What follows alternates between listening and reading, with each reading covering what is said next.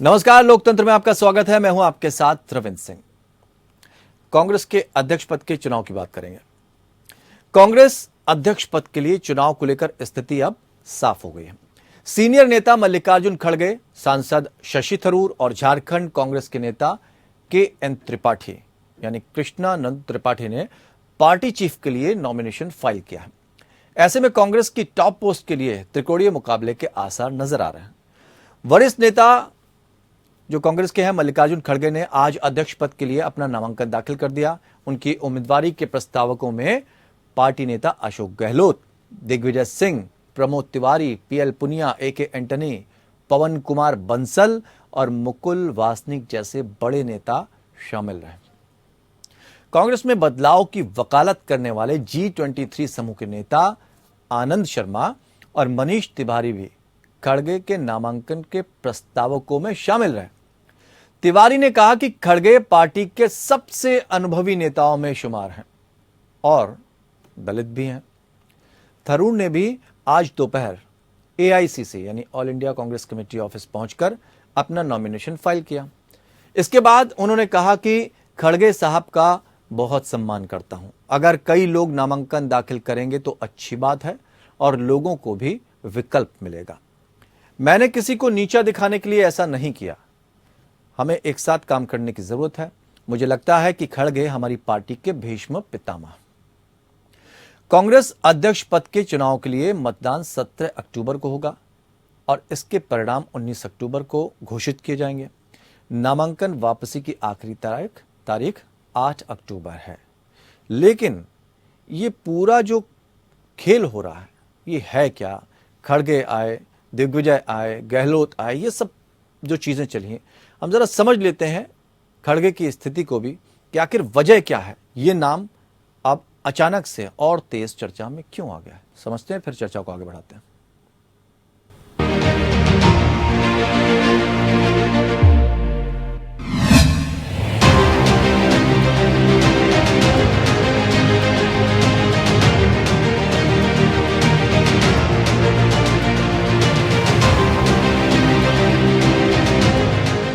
कांग्रेस अध्यक्ष पद के चुनाव के लिए नामांकन की आखिरी तारीख के दिन शुक्रवार को मल्लिकार्जुन खड़गे और शशि थरूर ने कांग्रेस अध्यक्ष पद के लिए पर्चा भरा। इन दोनों नेताओं के अलावा झारखंड के कांग्रेस नेता KN त्रिपाठी ने भी नामांकन दाखिल किया। You go the broad framework of the Congress party's, what you call either ethics and also the norms which have been mentioned in our constitution. If it goes that, then there is also provision of taking a disciplinary action in that. इससे पहले दिग्विजय सिंह ने ऐलान कर दिया कि वे अध्यक्ष पद का चुनाव नहीं लड़ेंगे। दिग्विजय सिंह ने यह ऐलान अध्यक्ष पद की रेस में मल्लिकार्जुन खड़गे के शामिल होने के बाद किया। दिग्विजय सिंह ने कहा कि खड़गे हमारे पुराने साथी और वरिष्ठ सहयोगी हैं। ऐसे में हमने फैसला किया है कि हम उनके खिलाफ चुनाव नहीं लड़ेंगे। दिग्विजय भले ही ये बात कह रहे हैं, लेकिन सियासी तौर पर ये बात किसी को पच नहीं रही। दिग्विजय एक जनाधार वाले नेता हैं और संगठन का उन्हें लंबा अनुभव है। इतना ही नहीं, वो अपने स्टैंड पर कायम रहने वाले नेताओं में शुमार होते हैं, लेकिन उनकी छवि मुस्लिम परस्त और हिंदू विरोधी नेता के तौर पर बन चुकी है। ऐसे में गांधी परिवार के लिए अध्यक्ष पद पर दिग्विजय को स्वीकार कर पाना आसान नहीं था। इससे पहले राजस्थान के मुख्यमंत्री अशोक गहलोत ने गुरुवार को चुनाव नहीं लड़ने की घोषणा की थी और मेरी मॉरल रिस्पॉन्सिबिलिटी थी कि वो प्रस्ताव पार होता, तो मैंने तय किया है अब मैं इस माहौल के अंदर चुनाव नहीं लड़ूंगा। ये मेरा फैसला। राजस्थान के सियासी घटनाक्रम और गहलोत से कांग्रेस हाईकमान का विश्वास टूटने के बाद खड़गे पार्टी अध्यक्ष के लिए पहली पसंद बनकर उभरे। गहलोत के मैदान छोड़ते ही मल्लिकार्जुन खड़गे ने ताल ठोक दी। मुझे सभी लीडर्स, कार्यकर्ता, डेलीगेट और जितने प्रमुख राज्य है उस राज्य के नेता भी यहाँ पर हाजिर होकर मेरे को प्रोत्साहन किए। नॉमिनेशन भरने के लिए वो खुद यहाँ पर रहे, इसीलिए मैं उन सब धन्यवाद देता हूं। खड़गे कर्नाटक से आते हैं और दलित समुदाय से हैं। वो जमीनी नेता रहे हैं और लंबा सियासी अनुभव है। छात्र राजनीति से आए खड़गे ने मजदूरों के हक के लिए लंबी लड़ाई लड़ी और 8 बार विधायक और 3 बार सांसद बने। खड़गे राज्य से लेकर केंद्र तक में मंत्री रहे और नेता प्रतिपक्ष के तौर पर संसद में भूमिका निभाई है। कांग्रेस के लिए सियासी और क्षेत्रीय समीकरण के लिहाज से भी खड़गे फिट बैठते हैं। माना जा रहा है कि कांग्रेस उनके जरिए दलित कार्ड खेलने की कवायद में है। दलित समाज से आने वाले खड़गे को कांग्रेस का अध्यक्ष बनाकर देश भर में सियासी संदेश देने की रणनीति है, तो दक्षिण से लेकर उत्तर तक को साधने का दांव। देश में दलित समुदाय सियासी तौर पर काफी निर्णायक भूमिका में है। देश की कुल जनसंख्या में 20.14 करोड़ दलित हैं। कुल 543 लोकसभा सीटें हैं, जिनमें से 131 सीटें रिजर्व हैं। 84 लोकसभा सीटें अनुसूचित जाति और 47 सीटें अनुसूचित जनजाति के लिए आरक्षित हैं। दलित और आदिवासी बहुल इन सीटों पर कभी कांग्रेस अपना एकाधिकार समझती थी, लेकिन ये वर्चस्व टूट गया। बीजेपी का सियासी ग्राफ बढ़ा है और 2014 से 2019 के लोकसभा में चुनाव नतीजे से साफ जाहिर होता है, अनुसूचित जाति अथवा अनुसूचित जनजाति के लिए सुरक्षित 131 लोकसभा सीटों में से 77 सीटें बीजेपी के पास हैं, जबकि 2014 में 67 सीटें उसे मिली थीं। एक समय दलितों को कांग्रेस का परंपरागत वोटर माना जाता था। कांग्रेस एक बार फिर से अपने पुराने कोर वोट बैंक को दोबारा से हासिल करने के लिए खड़गे का दांव चल रही है। मल्लिकार्जुन खड़गे गांधी परिवार के करीबी तो हैं ही, विपक्ष के अन्य नेताओं से भी उनके अच्छे संबंध हैं। खड़गे के एनसीपी अध्यक्ष शरद पवार और सीपीएम महासचिव सीताराम येचुरी और टीएमसी प्रमुख ममता बनर्जी जैसे विपक्ष के नेताओं के साथ अच्छे संबंध हैं। आने वाले समय में कर्नाटक और फिर महाराष्ट्र में भी चुनाव होंगे। ऐसे में खड़गे इन दोनों राज्यों के अलावा दक्षिण के अन्य राज्यों में कांग्रेस को अच्छा फायदा दिला सकते हैं। संगठन और प्रशासनिक कार्यों में माहिर खड़गे को प्लानिंग का मास्टर कहा जाता है। वहीं शशि थरूर की बात करें तो कांग्रेस के G23 ग्रुप में शामिल रहे थरूर पहले राजनयिक भी रह चुके हैं और संयुक्त राष्ट्र महासचिव पद का चुनाव लड़ चुके हैं। Listen, I have come all the way to pay homage to Mahatma Gandhi, who has taught us all the great importance of sticking to the courage of one's own convictions. And I think in that spirit, I intend to file my nomination and I see no reason not to continue with the 13 साल से वो केरल के तिरुवनंतपुरम से कांग्रेस के सांसद हैं। दक्षिण के राज्यों में कांग्रेस को मजबूत करने में भी शशि थरूर काफी आगे रहे हैं।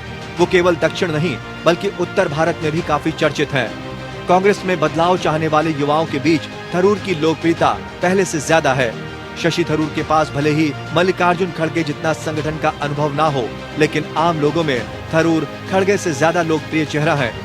शशि थरूर एक पैन इंडिया पॉपुलर नेता है। सोशल मीडिया प्लेटफॉर्म पर थरूर की फॉलोइंग कांग्रेस के अधिकतर नेताओं से ज्यादा ही रही है। बेहतरीन अंग्रेजी, ठीक ठाक हिंदी और कई अन्य भाषाओं में महारत होने की वजह से वे युवाओं के बीच अलग अपील लेकर पेश होते हैं। वे पुरानी कांग्रेस में उस जरूरी बदलाव के तौर पर दिखते हैं जो कि लंबे समय से नए चेहरों की तलाश में है, ताकि जनता के बीच पार्टी अपना नया परिप्रेक्ष्य पैदा कर सके। कांग्रेस के वरिष्ठ नेताओं के मुकाबले थरूर ये ज्यादा आसानी से करने में सक्षम हैं। वे भारत की पढ़ी लिखी जनता के बीच भी ज्यादा लोकप्रिय हैं, जो कि अधिकतर मध्यम वर्ग से हैं और 2014 के बाद से ही बीजेपी के साथ जुड़ी है। लेकिन गांधी परिवार सहित कांग्रेस के ज्यादातर सभी बड़े नेता खड़गे के समर्थन में खड़े हुए दिख रहे हैं, जिससे साफ जाहिर है कि खड़गे का कांग्रेस अध्यक्ष बनना लगभग तय है। हालांकि कांग्रेस का ये दांव कितना सफल होगा, ये तो 2024 के लोकसभा चुनाव के बाद ही पता चलेगा। Bureau report.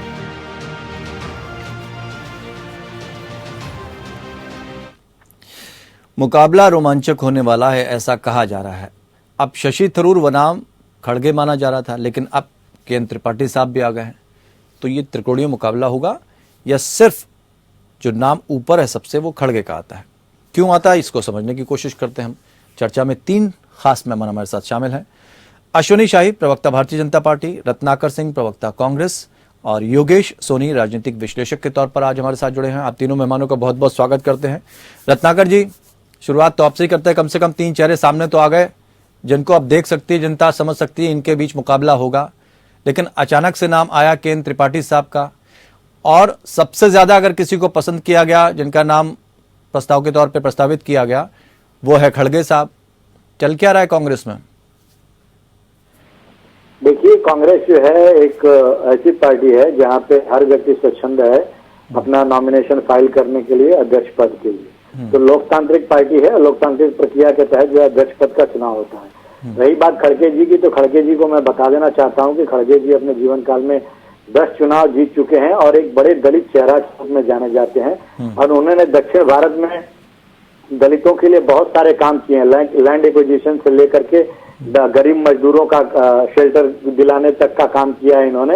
तो ये एक काफी अनुभवी नेता हैं और इनका अनुभव जो है निश्चित रूप से संगठन के लिए, और ये लोकसभा में भी नेता विपक्ष रह चुके हैं और राज्यसभा में भी लीडर ऑफ अपोजिशन रह चुके हैं। तो इनका अनुभव संगठन से लेके और संसद में भी काफी अनुभवी नेता हैं।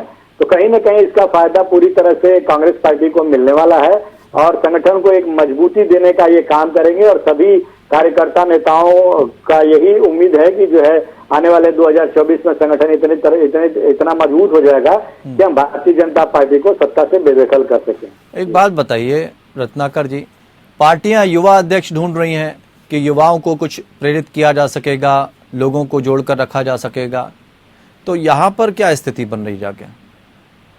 देखिए रविंद्र जी, पार्टी का अध्यक्ष पद होता है एक बहुत महत्वपूर्ण पद होता है और आप जानते हैं कि 137 साल पुरानी पार्टी है और इस पार्टी में कन्याकुमारी से लेकर कश्मीर तक हर जगह हमारे कार्यकर्ता और बूथ लेवल तक हमारे जो है कार्यकर्ता खड़े हैं। और तो उनकी योग्यता के आधार पर उन्हें चुना जा रहा है या एक चेहरे या एक वोट बैंक पे निशाना साधने को लेकर? योग्यता के आधार पे चुनाव हो रहा है और कहीं न कहीं एक बहुत बेहद अनुभवी व्यक्ति होने के कारण जो है संगठन में उनको इन्होंने काम किया हुआ है और ये कहीं न कहीं जो है उनकी योग्यता ऐसी है कि वो पूरे संगठन को एकजुट एक साथ रख करके और मजबूत बनाने का काम करेंगे। जो आप देखेंगे आने वाले दो साल में आप किस तरह से उसको कांग्रेस पार्टी का एक से फिर से जो है अपने पटल पे और पुनर्जीवित होती है। चलिए, अश्विनी साई जी भी हमारे साथ जुड़े हैं।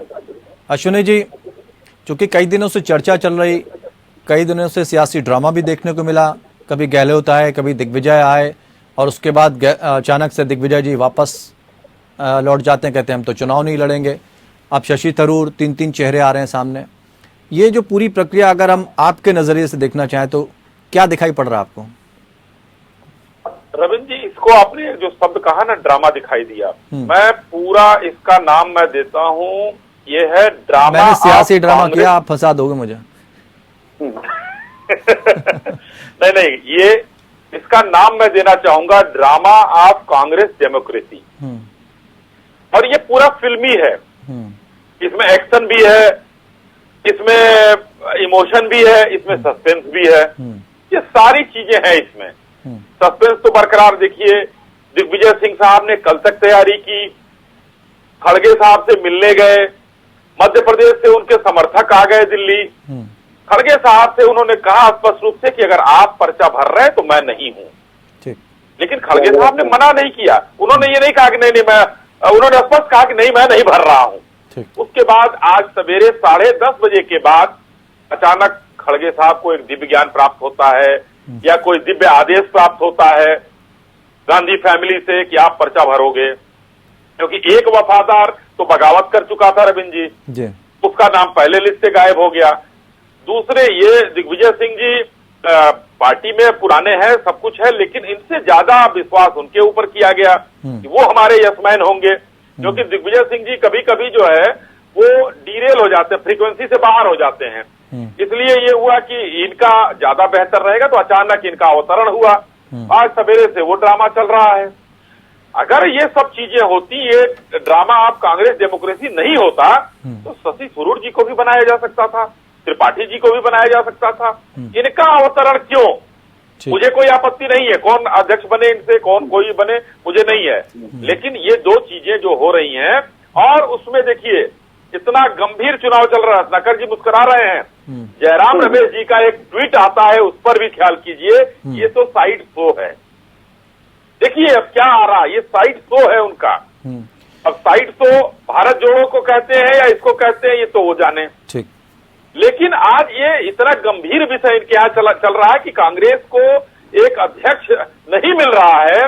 वो तो चुनाव आयोग के प्रेशर के नाते 3.5 साल से कार्यवाहक अध्यक्ष है। अब चुनने की स्थिति आई तो आज कांग्रेस अध्यक्ष गांधी परिवार की छत्रछाया से नहीं निकल सकता है रविंद्र जी, इसलिए ये सारे ड्रामे किए जा रहे हैं। और आप देखिएगा खड़गे साहब को अध्यक्ष बना दिया जाएगा, ये दूसरे मनमोहन सिंह जी तैयार हो गए। जी योगेश सोनी जी, आप किस तरह से देख रहे हैं? चूंकि काफी समय तक माथापच्ची होती रही और गहलोत तो काफी निराश हुए, उन्होंने कहा कि हमने सोनिया गांधी जी को सॉरी भी बोला। ये इसको क्या वास्तव में सियासी ड्रामा किया जाए, पहले से ही सारी चीजें फिक्स थी, या वास्तविकता ये है कि वो एक ऐसा चेहरा ढूंढ रहे थे जैसे भारतीय जनता पार्टी ने राष्ट्रपति पद के चुनाव के लिए द्रौपदी मुर्मू जी को चुना था, ऐसे ही वो कोई कार्ड ढूंढ रहे थे कि आने वाला जो इलेक्शन है उसके लिए हम कौन सा ऐसा चेहरा चुने जिससे उनको फायदा हो सके इलेक्शन में? क्या इस तरह भी देखा जाए इसको? ये बता दूं कि अगर गांधी परिवार के अलावा कोई नाम तो कम से कम सामने आ रहा है। इससे पहले तो हमेशा कांग्रेस पे जो आरोप लगते आए हैं और जो सिद्ध भी होते आए हैं वो ये है कि कोई भी गांधी परिवार के अलावा अध्यक्ष बनेगा या नहीं बनेगा, कम से कम कुछ अलग नाम सुनने के बाद जो कानों को सुकून पड़ा कि हाँ अब कुछ दूसरे नाम भी हो सकते हैं। और देखिए बात रही कि खड़गे साहब की या इनकी, देखिए ये एक पार्टी की इंटरनली रणनीति है और जो अभी ऊपरी समीकरण के आधार पर बताया जा रहा है कि अध्यक्ष पद के लिए वही एक मजबूत कैंडिडेट है और उन्हीं को ही बनाया जाएगा। बात रही देखिए आपस में किसी बगावत की शशि थरूर के बयान से उनके नाम पर कई लोगों ने मोहर लगाई, 30 से ज्यादा नेता हैं बड़े। जी जी जी, मैं वही बता रहा हूँ कि वही अभी ये जो देखो ये एक ऐसी चीज होती है, हम ऊपरी तौर पे कैसे भी समझे लेकिन इंटरनली कहीं ना कहीं पार्टी का ही आदेश होता है कि हम इस कैंडिडेट को मजबूती के साथ खड़ा कर रहे हैं और ये कीजिए। आपस में कोई बगावत या इस तरीके की चर्चा करना जैसा कि शशि थरूर ने जंग छेड़ी या उन्होंने बात की उससे बड़ी गर्माहट आई, तो ये सिर्फ एक सियासी बातचीत होती है, सियासी एक जिसको बोलते हैं माहौल बनाने वाली बात होती है।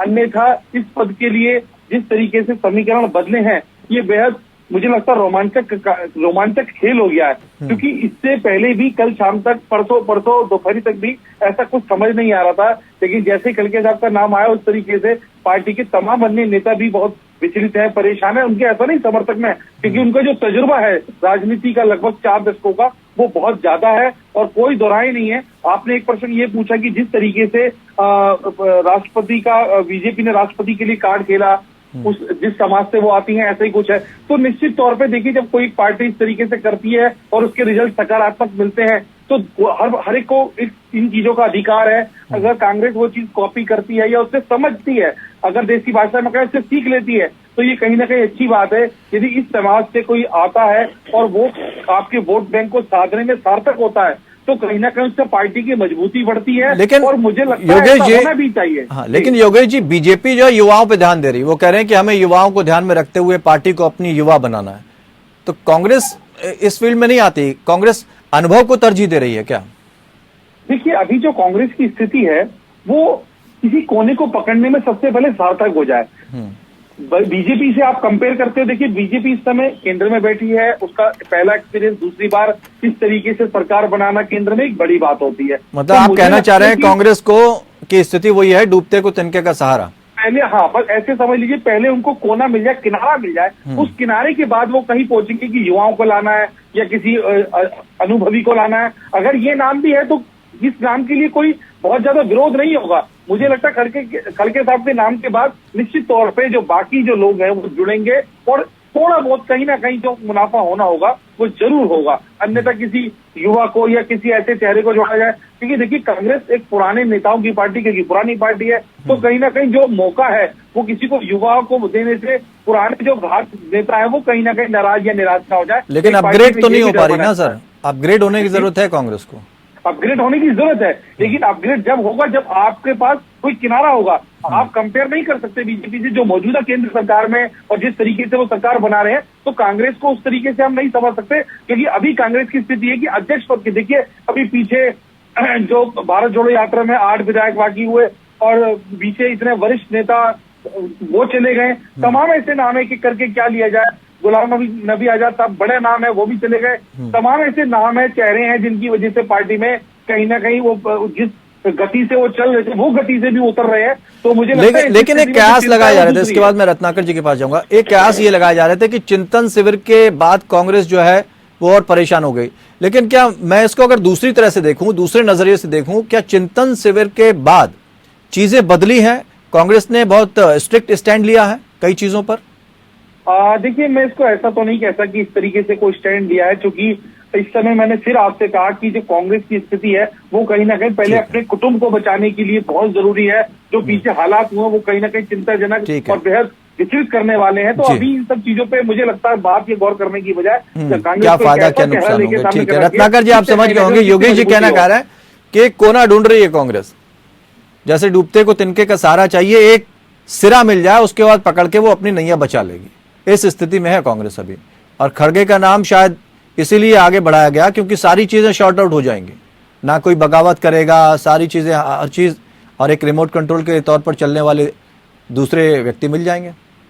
नहीं, रिमोट कंट्रोल से चलने वाला जो आरोप ये कह रहे हैं ये बिल्कुल गलत आरोप है, क्योंकि खड़गे जी देखिए, अगर लोकसभा हुआ चाहे राज्यसभा में जहां पे भी वो रहे हैं, अपनी बातों को बड़ी बेबाकी से कहा है उन्होंने। जब जो भी बात हुआ है बड़ी बेबाकी से कहा है। तो कोई इस तरह का अनुभवी नेता हो जो इतने सालों का अनुभव हो उसके पास, और वो आप कहेंगे कि उसको रिमोट कंट्रोल से चलेगा, तो ये कहना बेमानी है। अनुभवी तो मनमोहन सिंह भी थे, उनके ऊपर तो आरोप लगते रहे थे। दूसरे आरोप तो भारतीय जनता पार्टी है, ये भारतीय जनता पार्टी तो आरोप लगाने की ही राजनीति करती है। देखिए, दूसरी बात ये कह रहे थे अश्विनी शाही जी, खड़गे जी के ऊपर ये बड़ा तिलमिला रहे थे। मेरा पूछना ये है कि आज हम लोग पार्टी में अगर किसी दलित नेता को और पार्टी के शीर्ष पर बिठा रहे हैं तो आपको इतनी बौखलाहट क्यों हो जाती है? आज हम दलित, वंचित, शोषित लोगों की लड़ाई जब लड़ने की बात करते हैं तो आप लोग तिलमिला जाते हैं, क्योंकि आप लोग दलितों की लड़ाई नहीं लड़ते हैं। आज उत्तर प्रदेश, अच्छा ठीक है, ये बात तो आपने अच्छी कही, आपने वो शब्द पकड़ लिया जिसपे हमने शुरुआत में बात कही थी। अगर दलित वोट बैंक पर इतना अपना आधिपत्य जमाती है कांग्रेस, तो 2014 के बाद आपका ही वोट बैंक सरक गया आपके पास से। देखिए, वोट बैंक सरकना और वोट बैंक का जुड़ना ये सारा जो है समीकरण के ऊपर आधारित होता है, और समीकरण देखिए राजनीति में बदलते रहते हैं। कहीं पे भी अगर हमसे दलित वोट अगर छिटक गया है तो हम दलित वोटों को जोड़ने का काम करेंगे। दलित वोट ही नहीं अपितु सारे वर्गों का वोट जोड़ने का काम करेंगे, और हर एक कड़ी को एक दूसरे से जोड़ते हुए चलेंगे। आज मेरा प्रश्न सिर्फ भारतीय जनता पार्टी के अश्विनी जी से एक चीज है कि आज हमने अपनी पार्टी में शीर्ष पद पे दलित को तो बिठा दिया, क्या अपने आरएसएस जैसे संघ पे आप कभी भी दलित को बिठा पाएंगे? है आपके अंदर वो हिम्मत? आप बिल्कुल नहीं बिठा पाएंगे। आपका जवाब मैं सुनने के लिए बैठा हूं यहाँ पे, आपका जवाब दीजिए। चुनी शाही जी, बहुत सीधा सवाल, सिंपल सवाल, इसका जवाब रत्नाकर जी आपसे मांग रहे हैं कि क्या भारतीय जनता पार्टी में किसी दलित को भारतीय जनता पार्टी का अध्यक्ष बनाया जा सकता है? क्यों नहीं बनाया जा सकता है? भारतीय जनता पार्टी में एक परिवार का कहीं वो रहा ही नहीं। जितने हमारे अध्यक्ष हुए, आप देखिए उन अध्यक्ष के पूरा लिस्ट निकाल लीजिए, कोई परिवार का सदस्य नहीं है। कांग्रेस में तो रत्नाकर भाई, जब से इंदिरा गांधी कांग्रेस से निकाली गई 69 में, उन्होंने कांग्रेस आर और आई बनाया। परिवार की बात नहीं कर रहे हैं। नहीं, मैं आ रहा हूँ, मैं उसी को बता रहा हूँ। आदिवासी, दलित, हमने तो देश को दलित राष्ट्रपति दे दिया, आदिवासी राष्ट्रपति दे दिया। जी जी, मैं इनकी बॉडी जो है आरएसएस, उसके बारे में मैंने प्रश्न किया था कि क्या जो आरएसएस में आप कभी किसी दलित को शीर्ष पे बिठा सकते हैं? ये आरएसएस, देखिए ये सवाल आरएसएस के प्रवक्ता से पूछिए। ये भारतीय जनता पार्टी यहाँ पर उसका जवाब देने नहीं बैठी है। मैं अपने पार्टी की बात कर रहा हूँ। जनसंघ बंगारू जी हमारे अध्यक्ष थे, याद आया? और बंगारू जी का वो भी याद है कि 1 लाख रुपया घूस लेते हुए आपके अध्यक्ष। चलिए, वो तो एक अलग बात हो गई ना, उन्होंने नाम तो गिना दिया ना, वो पद की दलाली, देखिए उन्होंने नाम गिना दिया, शहीद हो गए, वो तो अलग बात है, वो अलग चीज है। मुद्दा जो दूसरा है, जो अध्यक्ष का नाम, मैं रविंद्र जी ये कहना चाहता हूँ कि आज मुझे वो याद आ गए चचा सीताराम केसरी जी, वो भी तो एक दलित थे। ठीक, क्या स्थिति हुई उनकी? नरसिम्हा राव जी बाहर से आए थे और अध्यक्ष बने, क्योंकि सोनिया गांधी जी के पहले इंदिरा जी, राजीव जी, जितने लोग अध्यक्ष थे, सिर्फ 2 ही लोग तो इनके बाहर से थे। और नरसिम्हा राव जी का 100 कहाँ भेजा गया कि दिल्ली में उनका स्मारक न बनने पाए, वो भी अध्यक्ष थे। सारे प्रधानमंत्री का स्मारक है, कई एकड़ लोगों को मिला हुआ है, लेकिन एक वो भी प्रधानमंत्री थे। दूसरी बात, चाचा सीताराम केसरी को किस तरीके से कार्यालय से बाहर फेंका गया, उनका बोर्ड तक उखाड़ के फेंक दिया गया। वो कौन से दलित परिवार के थे? उस समय क्या आप दलितों का संरक्षक नहीं थे, दलितों के पोषक नहीं थे? तो ये चीजें आप ही के यहाँ हुई हैं। और आज जो हो रहा है ये भी एक देखने वाली घटना है कि आज अचानक चीजें किस तरीके से परिवर्तित हो रही हैं। आज क्यों सोनिया जी, राहुल गांधी, देखिए ये राहुल गांधी जी को लॉन्च करने की स्कीम है। आज जो ये चीजें चल रही हैं, मनमोहन सिंह जी को 2004 में त्याग की देवी, मैं बताना चाहूंगा रत्नाकर भाई को, त्याग की देवी कहा जाता है किसको? सोनिया जी को। भला हो नटवर सिंह जी का, उन्होंने किताब लिखी, उसमें लिख दिया कि कौन सा त्याग हुआ था। 2004 में राहुल गांधी जी ने एक बेटा होने के नाते, अच्छा वक्तव्य था, वो अच्छी चीज है, उन्होंने भी लिखा, मैं भी मानता हूं कि उनकी दादी, उनके पिताजी शहीद हुए थे प्रधानमंत्री रहते हुए, तो एक बालक मन ये सोचता है कि हमारी माता जी भी अगर प्रधानमंत्री बनेंगी तो हो सकता है कि कोई दुर्घटना उनके साथ है। उन्होंने 24 घंटे का वक्त दिया था। ये नटवर सिंह जी की किताब में लिखा है, मैं नहीं कह रहा हूं रविंद्र जी। उन्होंने कहा था कि 24 घंटे का समय है, आप अपना बात वापस लीजिए, आपको प्रधानमंत्री नहीं बनना है। सोनिया जी रो रही थी और प्रधानमंत्री पद से उनको नाम वापस लेकर इनको जो है मनमोहन सिंह जी को बनाना पड़ा। एक त्याग उन्होंने किया और दूसरा त्याग होने जा रहा है कि 8 पीसीसी, रविंद्र जी ध्यान से सुनिएगा, 8 पीसीसी 9 पीसीसी ने राहुल गांधी के लिए प्रस्ताव भेजा है। अब ये कांग्रेसी चिल्लाकर कहेंगे कि राहुल गांधी जी ने कितना बड़ा त्याग किया, अध्यक्ष की कुर्सी छोड़ दी और वो त्याग के देवता हो गए, वो त्याग की देवी थी। अब ये ड्रामा और सस्पेंस ये अब खत्म होने वाला है। अच्छा, बीजेपी स्क्रिप्ट को पहले ही समझ गई। अब देख, मैंने अगर आप गलती निकाल दीजिए एक वरिष्ठ पत्रकार के नाते तो आप मानेंगे बीजेपी क्यों समझी, ये तो पूरा देश समझ गया ये ड्रामा क्या है। रत्नाकर जी जवाब दीजिए, आपने जितने सवाल किए बहुत आराम से उन्होंने जवाब दिए, नाम के साथ, फैक्ट के साथ। आप कितनों से इत्तेफाक रखते हैं? ये हमारे अध्यक्ष के ऊपर जो है प्रश्न उठा रहे हैं। मैंने आपको पहले भी कहा था कि जो हमारे अध्यक्ष चुनने जा रहे हैं वो काफी अनुभवी हैं और उनका एक लंबा कार्यकाल। सवाल तो ये भी एक और केसरी का इंतजार है क्या? हाँ, वही मैं बता रहा हूँ। तो उनका अनुभव आप देखिएगा किस तरह से संगठन को मजबूत करने का काम करेगा। दूसरी बात, मैं इनके वर्तमान अध्यक्ष के बारे में कहना चाहता हूँ। आप लोगों के पास एक वीडियो आया होगा 2019 में जब ये चुनाव जीते थे, उसके बाद मोदी जी, अमित शाह जी और जेपी नड्डा जी तीनों एक साथ स्टेज पे जा रहे थे आगे। वो वीडियो में आप लोगों ने देखा होगा कि किस तरह से अमित शाह जेपी नड्डा जी के हाथ को खींच दे रहे हैं नीचे, आप उसको पीछे हटा दे रहे हैं। मतलब ये इनके अध्यक्ष की वैल्यू है। ये हमारे अध्यक्ष के ऊपर कमेंट करते हैं, पहले अपने वर्तमान अध्यक्ष को तो पावर दीजिए। अच्छा, एक दौर याद आपको दिलाते हैं रत्नाकर जी, मनमोहन सिंह जी का याद दिला दीजिए। मैं बीच में नहीं बोलना चाहता हूँ। राहुल गांधी ने कागज फाड़ दिया था, खड़े थे प्रधानमंत्री होते हुए। नहीं, एक और याद दिलाता हूँ रत्नाकर जी, मनमोहन सिंह जी जब प्रधानमंत्री थे, राहुल गांधी जी कागज फाड़ रहे थे, ये नहीं चाहिए। वो क्या था? आगे बात पूरी कर लेता हूँ। तो इनके अध्यक्ष का पावर तो ये है कि इनको जो है हाथ झटक कर जो है पीछे कर दिया जाता है। ये बेचारे आगे भी नहीं जा पाते, वहीं से बैक हो जाते हैं। आज इनकी पार्टी की वस्तु स्थिति ये है कि सिर्फ 2 लोगों की पार्टी हो गई है, मोदी जी और अमित शाह। इन लोगों ने जो भी निर्णय लिया पार्टी के हित में अहित में, जो भी निर्णय है सबको मानना पड़ेगा। कोई आंतरिक लोकतंत्र नहीं है।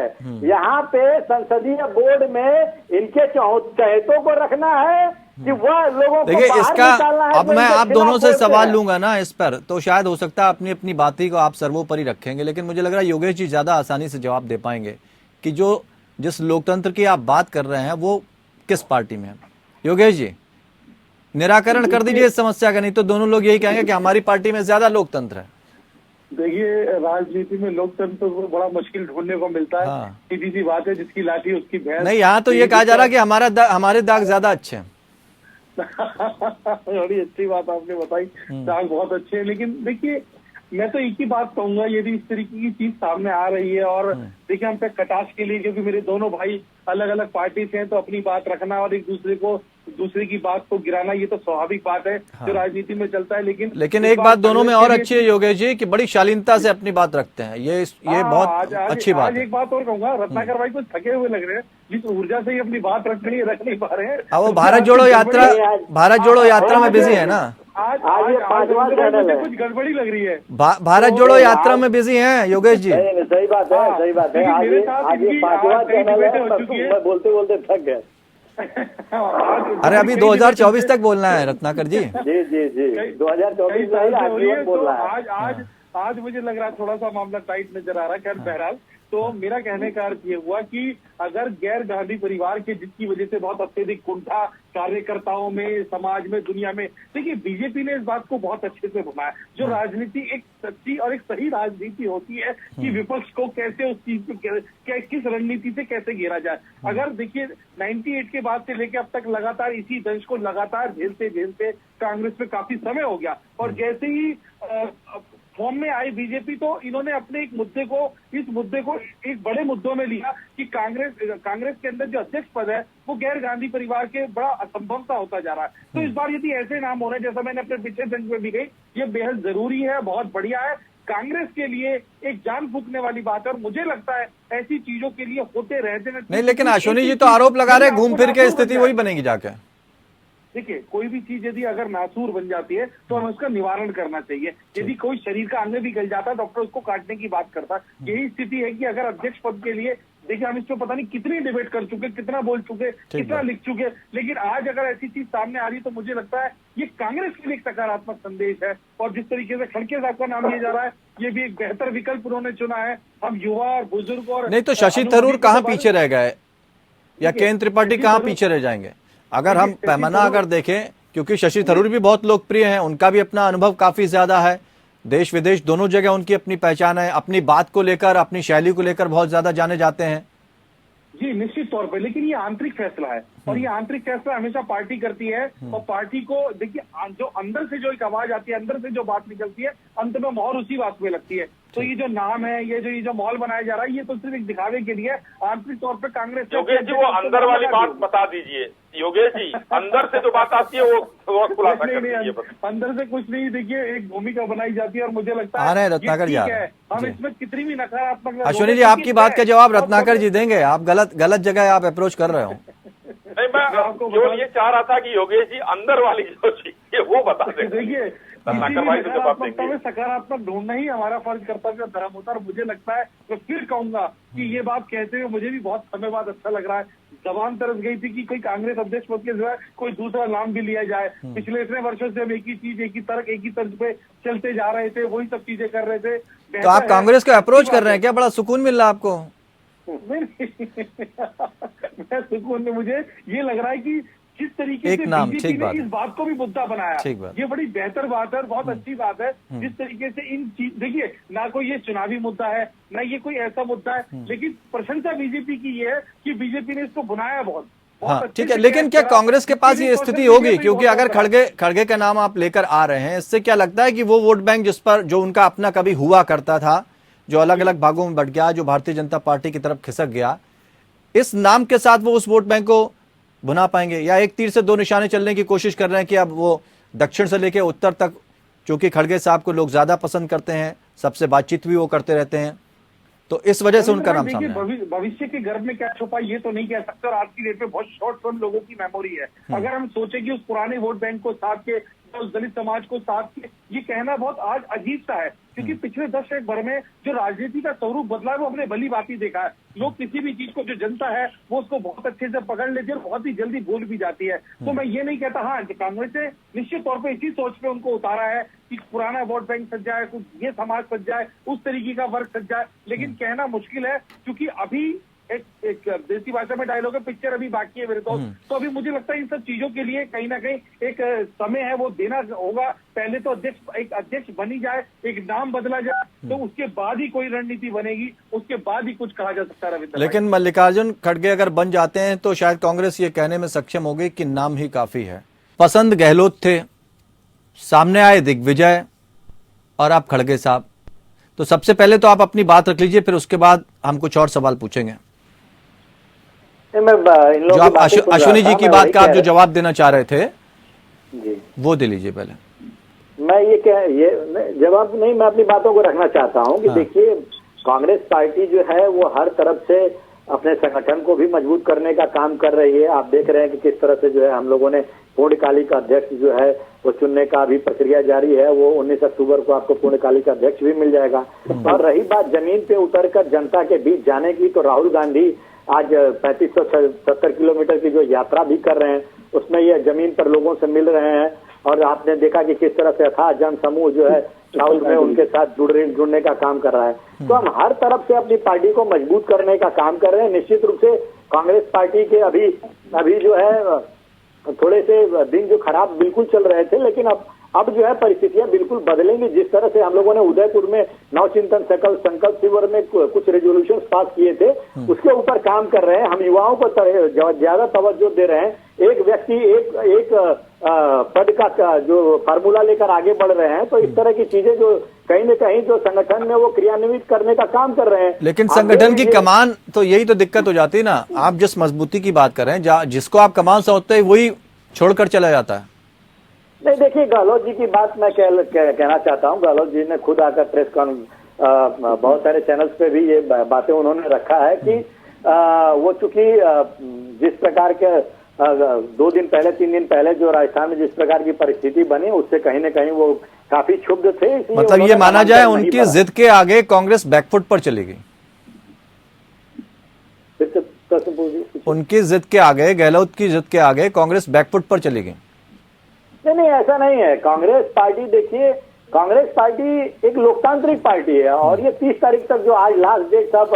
अच्छा, कौन सी पार्टी लोकतांत्रिक नहीं, ये बता दीजिए। नहीं, तो मैं बता रहा हूँ आपको। तो नहीं, लोकतंत्र की प्रक्रिया किस प्रकार हो रही है हमारी पार्टी में, वो मैं आपको समझाने की कोशिश कर रहा हूँ। नहीं तो ये तो पार्टी का अंदरूनी मामला है, लेकिन अगर भाई लोकतंत्र तो देश के लिए स्थापित किया जाता है ना, वो चाहे जैसे रखें, सबकी अपनी अपनी विचारधारा, अपनी अपनी रणनीति है। रविंद्र जी, हमारी पार्टी में अलग अलग उम्मीदवार नामांकन भरने के बावजूद किस प्रकार जो है वो नामांकन, अगर कोई वरिष्ठ नेता भर रहा है और उनसे ज्यादा अनुभवी नेता नामांकन भरा है, तो दिग्विजय सिंह नहीं तो दिल्ली की हाजिरी लगाने जाते हैं। यस मैम, हम मौजूद हैं भारत जोड़ो यात्रा में। अभी मेरी बात पूरी कर लेने दीजिए। आप जो प्रश्न इसके बाद पूछ लीजिएगा। ये जो है, देखिए हमारे यहाँ पे मैं आपको ये समझाने की कोशिश कर रहा हूँ कि हमारी पार्टी में कहीं पे कोई फुटमत नहीं है। अगर कोई नामांकन भर रहा है तो इसका ये मतलब नहीं है कि हम एक दूसरे से जुड़ा है। आपने देखा एक तस्वीर भी आई है शशि थरूर और दिग्विजय सिंह की, जब नामांकन भरने के बाद जो है वो किस तरह से गले मिल रहे हैं। तो और दिग्विजय सिंह खुद कह रहे हैं सामने से कि हमसे वरिष्ठ हैं और अनुभवी हैं खड़गे जी, अगर वो नामांकन भरते हैं तो मैं अपना नामांकन वापस ले लूंगा। तो कहीं न कहीं पार्टी में एक मत ये है कि कांग्रेस पार्टी को, संगठन को किस प्रकार मजबूत किया जाए और जनता के बीच में जाया जाए और उन मुद्दों पे लड़ाई लड़ी जाए जो भारतीय जनता पार्टी जिन मुद्दों पे नाकामयाब हो चुकी है और जनता को जो बरगलाने का काम भारतीय जनता पार्टी ने किया है। और उन मुद्दों के साथ ठीक है, इसी बात का हम थोड़ा सा जवाब, इसी बात का हम थोड़ा सा पूछ लेंगे। आपने कहा था जेपी नड्डा साहब का अमित शाह ने हाथ खींच के पीछे कर दिया था, लेकिन शिकायत तो कभी करी नहीं जेपी नड्डा साहब ने। आपको बुरा क्यों लगा? नहीं सकते ना, इनके यहाँ देखिए अभी आपने पूछा कि लोकतंत्र हर पार्टी में है। इनके यहाँ शिकायत का कोई मौका नहीं मिलता है। आप गुजरात में देख लीजिए, एक दिन पहले निर्णय होता है और बंद कमरों में निर्णय होता है कि कल गुजरात का मुख्यमंत्री भी बदल दिया जाएगा। अच्छा, तो ये पार्टी के लिए अच्छी बात है या खराब बात है, आप ये बताइए रत्नाकर जी। अगर एक परिवार है आपका, उसमें एक व्यक्ति निर्णय ले लेता है और उसको सब मान लेते हैं, तो ये अच्छी बात है या खराब बात है? देखिए रविंद्र जी, हमारी पार्टी में अभी आप राजस्थान का ही प्रकरण ले लीजिए। राजस्थान के प्रकरण में हमारी पार्टी में सभी लोगों के, सारे विधायकों के, सारे नेताओं की बात सुनी गई और सुनकर सामूहिक फैसला लिया गया और उस फैसले का 102 विधायक हो जाएगी वर्सेज 18 ऐसे करके दिखाए जा रहे थे। बात पूरी कर लूं। वो विधायक दल जो की मीटिंग होगी उसमें सर्वसम्मति से चुना जाएगा। लेकिन भारतीय जनता पार्टी में ऐसा नहीं है। ये बंद कमरे में 4 लोग बैठेंगे और निर्णय ले लेंगे, वो कहीं से किसी से नहीं पूछेंगे और कोई विरोध भी नहीं कर पाएगा। मैं अश्विनी भाई से फिर वो बात दोहराना, अब हम जवाब ले लेते हैं। अश्विनी जी जवाब दे रहे हैं आपकी बात का। किसी नीति का विरोध किया है क्या? ठीक है, जवाब ले लें। किया रहेगा तो उसको बोर्ड से बाहर निकाल दिया जाता है। अश्विनी जी, ठीक है, से बाहर निकाल दिया जाता है। पार्टी के अंदर लोकतंत्र नहीं है आपके, कोई आवाज नहीं उठा सकता, किसी की हिम्मत ही नहीं आवाज उठाने की। जो चर्चा इन्होंने किया, मैं वहीं से शुरुआत करता हूं नड्डा साहब से। अगर नड्डा साहब को माननीय प्रधानमंत्री जी ने हाथ पकड़कर पीछे खींच दिया, उसकी बात कर रहे हैं, चलिए मैं मान लेता हूं। अरे मैं मान लेता हूं, चलिए माननीय प्रधानमंत्री जी की उम्र और नड्डा साहब की उम्र में बड़ा फर्क है। वो एक बड़े भाई की तरह वो कर दिया उन्होंने पीछे, तो एक सम्मान होना चाहिए। अमित शाह लेकिन सोनिया गांधी जी से ज्यादा उम्रदराज माननीय मनमोहन सिंह जी हैं, और वो कागज फाड़ने वाली बात जो रविंद्र जी ने कहा वो अलग बात है। लेकिन बहुत से अभी आपको किसी व्यक्ति का रत्नाकर भाई, मैंने बीच में नहीं बोला, रत्नाकर भाई थोड़ा सुन लेते हैं थोड़ा धैर्य, हाथ पकड़ के पीछे खींच दिया और जा भी नहीं थोड़ा धैर्य, सुन लेते हैं, 2019 आप सुन लेते हैं रत्नाकर जी, जवाब तो देने दीजिए रत्नाकर जी, जवाब तो सुन लीजिए ना। अब आप प्रदीप जी ने आपसे, माफ कीजिए, योगेश जी ने आपसे कह दिया कि जोश नहीं दिख रहा, तो आप जोश में आ गए एकदम से। रविंद्र जी, हाँ, माननीय मनमोहन सिंह जी ऐसे हाथ जोड़कर खड़े रहते थे, और सोनिया जी की फोटो अभी भी है, वो नेट पे पड़ी हुई है, कोई भी देख सकता है। ठीक है, वहाँ तो उम्र का भी कोई फासला नहीं था। दूसरी चीज मैं बताता हूँ, माननीय मनमोहन सिंह जी जब प्रधानमंत्री हुए, एक्सीडेंटल प्राइम मिनिस्टर एक फिल्म आई है, किताब आई है, जो भी आई है, उसमें देखिए, उसमें पूरी तरीके से उसका चरित्र चित्रण किया गया है सोनिया जी का और उनका, उसमें लिखा गया, किताब में लिखा गया है। रत्नाकर जी कह रहे हैं आडवाणी जी वाला भी पिक्चर देख लीजिए। किताब किसने लिखा? किताब लिखा सोनिया जी के ही वो थे, वो क्या कहते हैं, मनमोहन सिंह जी के ही। वो ठीक है अश्विनी जी, रत्नाकर जी कह रहे हैं वो आडवाणी जी वाली पिक्चर भी देख लीजिए। हाँ, देख रहा हूँ, सब देख रहा हूँ। इनका थोड़ा सा आईना इन लोगों को दिखाना जरूरी भी है। 10 सेकंड उसके बाद आते हैं रत्नाकर जी, आते हैं, एक मिनट। रविंद्र जी, ये हितैषी और ये गांधी परिवार के प्रति सोच कब से उमड़ी?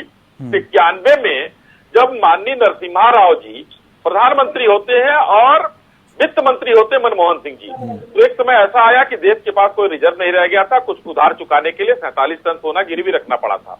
चलिए, अच्छी बात है, उस समय वो था, उन्होंने निर्णय लिया। लेकिन सोना गिरवी रखते हैं और राजीव गांधी फाउंडेशन को 100 करोड़ रुपया देते हैं। राजीव गांधी फाउंडेशन देश की कौन सी ऐसी संस्था है सरकारी, जरा बता दीजिए। और एक प्रोविजन किया जाता है कि 250 करोड़ भी दिया जा सकता है अगर कम पड़ेगा तो। ये वफादारी उस समय की है, और सारी फाइलें सोनिया जी के यहाँ, क्योंकि वो राष्ट्रीय सलाहकार थी, सारी फाइलें पहले 10 जनपद जाती थी, उसके बाद वो आती थी। उनका सवाल एक ये भी था, उनका सवाल ये भी था कि पार्टी के अंदर लोकतंत्र कहाँ है। अभी हम इसका फिर जवाब योगेश जी ज्यादा बेहतर दे पाएंगे इसका जवाब, उनसे ले। मैं दे दूं थोड़ा सा एक लाइन का, उसके बाद बिल्कुल आप बात पूरी करिए, फिर जाते हैं जी। हमारे यहाँ धारा 19 संविधान में, भारतीय जनता पार्टी के संविधान में धारा 19 के तहत चुनाव होते हैं। 50% से ऊपर प्रदेशों के लोग जो है, जो हमारा कार्य समिति है, ये लोग एक नाम प्रस्तावित करते हैं और प्रदेश अध्यक्ष उसको वहां ले आकर प्रस्तावित करते हैं राष्ट्रीय अधिवेशन में, तो चुनाव होता है। और धारा 21 हमारे यहाँ है, जिसमें संशोधन हुआ था, पहले 3 साल का था और वो अब 3 साल के 2 टर्म हो गए हैं। उसके अलावा अगर कोई मंत्री बन गया, कोई नहीं दूसरे पद पर चला गया, तो उसका आखिरी मोहर कौन लगाता है? अगला अध्यक्ष पूरा करता है। आखिरी मोहर कौन लगाता है? आखिरी मोहर हमारे यहाँ राष्ट्रीय कार्य समिति की बैठक में मोहर लगती है। आखिरी मोहर ये ड्रामा तो हम नहीं करते हैं ना सर, ड्रामा नहीं होता रविंद्र जी। रत्नाकर जी, ये जो ड्रामा चल रहा है, करेंगे हम बिल्कुल स्पष्ट किया क्या नीति है, क्या नियम है जी। आखिरी मोहर की बात नहीं है, बात ये है कि संसदीय बोर्ड में जो फैसला लिया जाता है, उस संसदीय बोर्ड में तो ये अपने चहेतों को रख देते हैं, और जो व्यक्ति किसी क्या उनको हम बांग्लादेश से तो लाए नहीं है प्रभु, तो बाहर वो तो हिंदुस्तान के हमारे पार्टी के पदाधिकारी हैं। किस प्रकार लिया जाता है और कितना इनका आंतरिक लोकतंत्र है, वो सब लोग जानते हैं।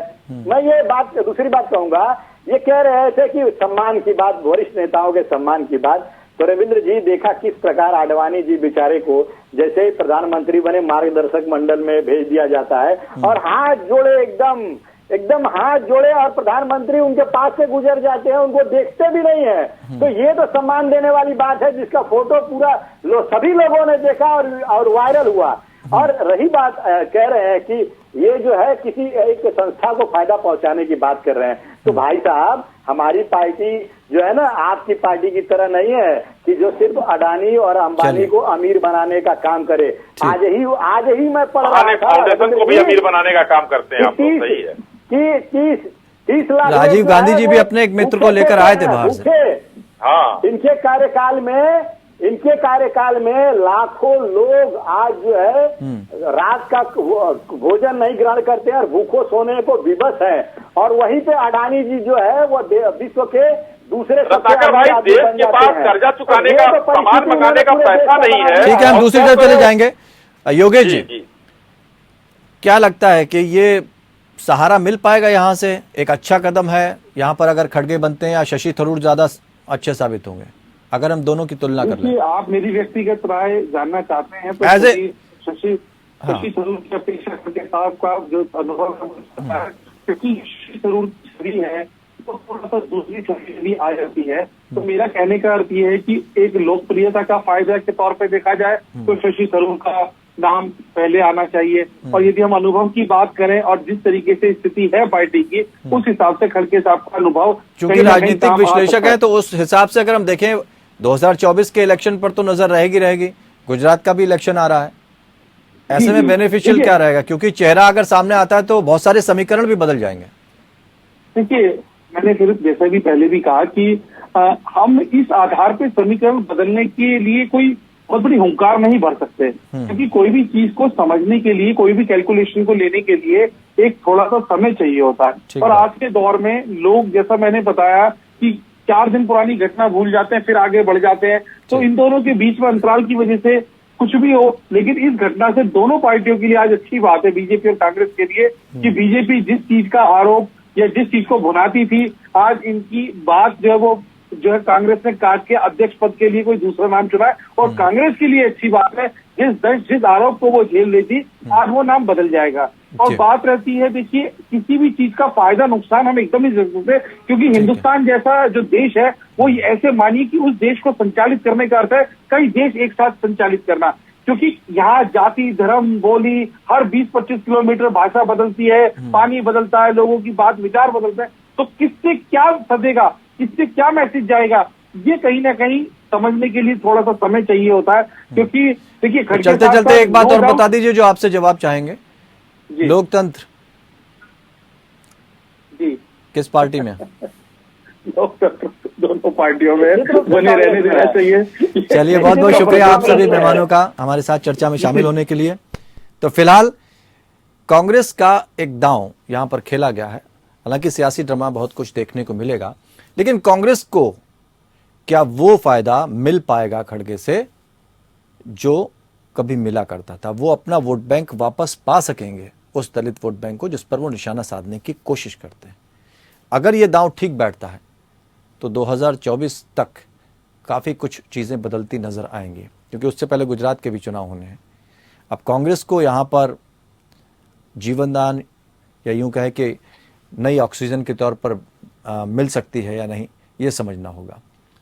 लेकिन अभी दिल्ली दूर है कांग्रेस के लिए, मेहनत बहुत कर रहे हैं, राहुल गांधी भी निकले हैं और इस चेहरे से बहुत सारी चीज़ें भी सामने आ जाएंगी। फिलहाल इतना ही, नमस्कार।